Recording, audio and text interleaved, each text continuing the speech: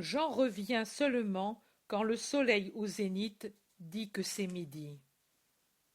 Mère, je n'ai trouvé personne, sauf Judas de Kériote. Où est-il? Oh, mère, quelle horreur! Il est pendu à un olivier, enflé et noir, comme s'il était mort depuis des semaines, décomposé, horrible. Au-dessus de lui, les vautours, les corbeaux, que sais-je, crient dans des rixes atroces. C'est leur vacarme qui m'a attiré dans cette direction. J'étais sur la route du mont des Oliviers, et sur un talus, j'ai vu ces tourbillons d'oiseaux noirs. J'y suis allé. Pourquoi? Je ne sais pas. Et j'ai vu. Quelle horreur! Quelle horreur! Tu dis bien. Mais au-dessus de la bonté, il y a eu la justice. En effet, la bonté est absente en ce moment. Mais Pierre, mais Pierre, Jean, j'ai la lance. Mais les vêtements, Longin n'en a pas parlé. Mère, j'ai l'intention d'aller au Gethsémani. Lui a été pris sans manteau. Peut-être est-il encore là. Puis j'irai à Béthanie. Va, va pour le manteau. Les autres sont chez Lazare. Ne va donc pas chez Lazare. Pas besoin. Va et reviens ici. Jean part en courant, sans prendre de nourriture, comme Marie qui reste à jeun. Les femmes ont mangé debout du pain et des olives, tout en travaillant à leur baume. Jeanne de Chouza arrive avec Jonatas.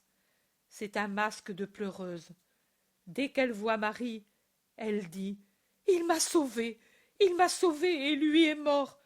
Maintenant, je voudrais ne pas avoir été sauvée. » C'est la mère douloureuse qui doit consoler cet enfant guéri, mais resté d'une sensibilité morbide. Elle la console et la fortifie en lui disant « Tu ne l'aurais pas connu et aimé, et tu ne pourrais pas le servir maintenant. Combien il y aura à faire dans l'avenir, et nous devrons agir, puisque tu le vois. Nous sommes restés, et les hommes se sont enfuis. C'est toujours la femme qui donne la vie, pour le bien, pour le mal. Nous engendrerons la nouvelle foi. D'elle, nous sommes remplis. Déposée en nous par Dieu, notre époux, et nous l'engendrerons à la terre pour le bien du monde. Regarde comme il est beau, comme il sourit, et mendie le saint travail que nous ferons. Jeanne, moi je t'aime, tu le sais. Ne pleure plus. Mais lui est mort. Oui, là il ressemble encore à un vivant, mais maintenant il n'est plus vivant. Qu'est le monde sans lui? Il reviendra. Va, prie, attends. Plus tu croiras, plus tôt il ressuscitera. C'est ma force, cette croyance, et seul Dieu, Satan et moi, nous savons quels assauts sont donnés à cette foi dans sa résurrection.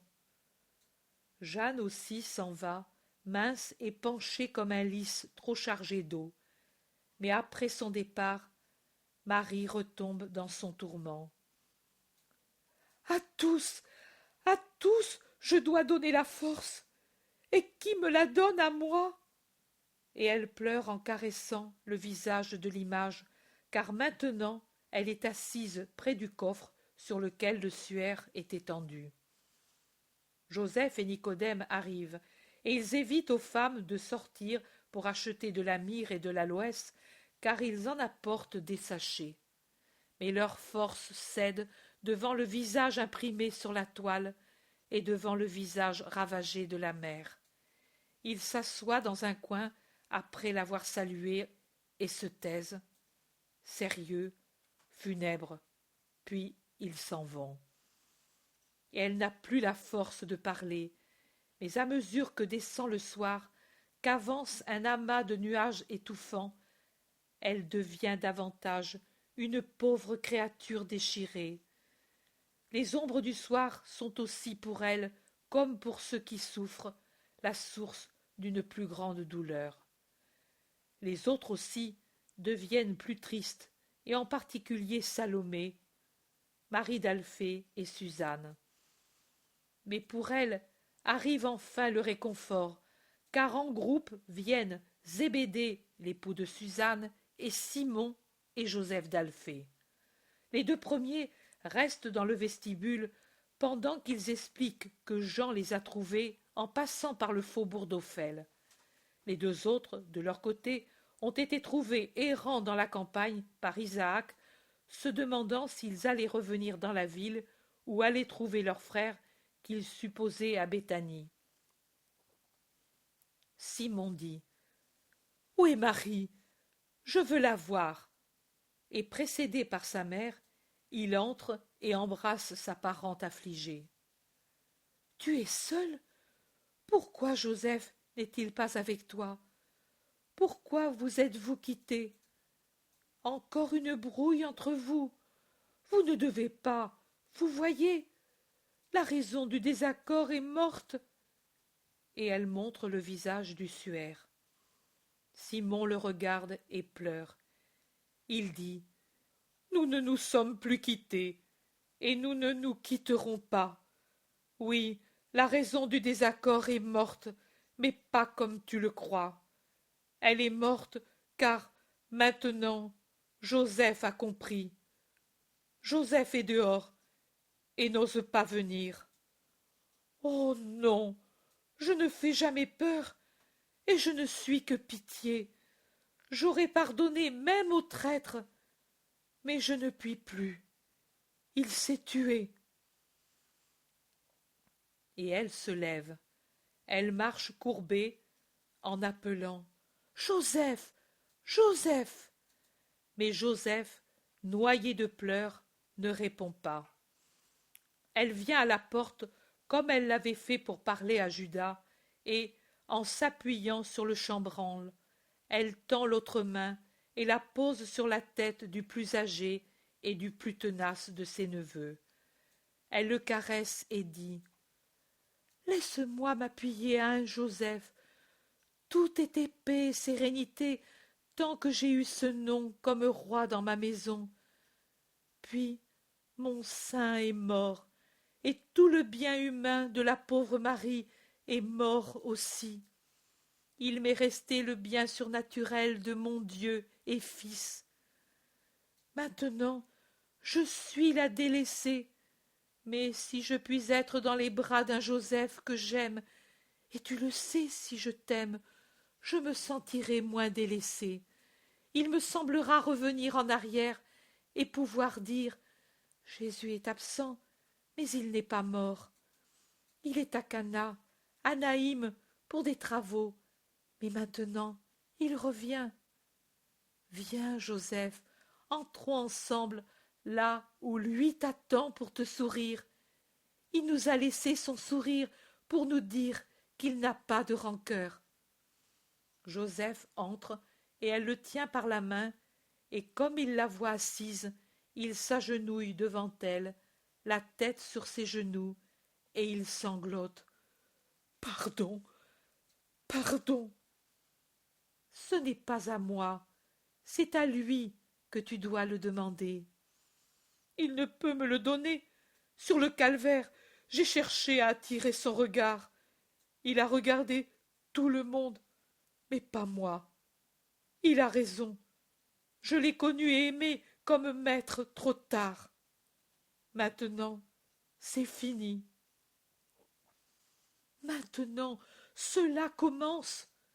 Tu iras à Nazareth et tu diras : je crois. Ta croyance aura une valeur infinie. Tu l'aimeras avec la perfection des apôtres de l'avenir, qui auront le mérite d'aimer le Jésus connu seulement par l'Esprit. Le feras-tu ? Oui, oui, pour réparer. Mais je voudrais entendre de lui une parole : et je ne l'entendrai jamais plus. Le troisième jour, il ressuscitera, et il parlera à ceux qu'il aime. Tout le monde attend sa voix. Tu es béni, toi qui peux croire. Joseph, Joseph, mon époux était ton oncle, et il a cru à une chose qui est encore plus difficile à croire que celle-ci. Il a su croire que la pauvre Marie de Nazareth était l'épouse et la mère de Dieu. Pourquoi, toi, neveu de ce juste et qui porte son nom, ne peux-tu croire qu'un Dieu puisse dire à la mort « Suffit » et à la vie « Reviens » ? Je ne mérite pas cette foi, car j'ai été mauvais, j'ai été injuste avec lui. Mais toi, tu es la mère. Bénis-moi, pardonne-moi, donne-moi la paix. Oui, paix, pardon. Ô Dieu, une fois j'ai dit, comme il est difficile d'être les rédempteurs. Maintenant je dis, comme il est difficile d'être la mère du Rédempteur. Pitié, mon Dieu, pitié. Va, Joseph, ta mère a tant souffert en ces heures. Réconforte-la. Je reste ici, avec tout ce que j'ai de mon enfant, et mes larmes solitaires t'obtiendront la foi. Adieu, mon neveu, dis à tous que je veux me taire, réfléchir, prier. Je suis une pauvre femme, tenue suspendue au-dessus d'un abîme par un fil. Le fil, c'est ma foi.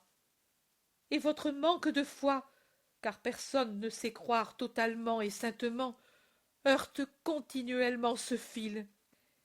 Et vous ne savez pas quelle fatigue vous m'imposez. Vous ne savez pas que vous aidez Satan à me tourmenter. Va. Et Marie reste seule. Elle s'agenouille devant le suaire.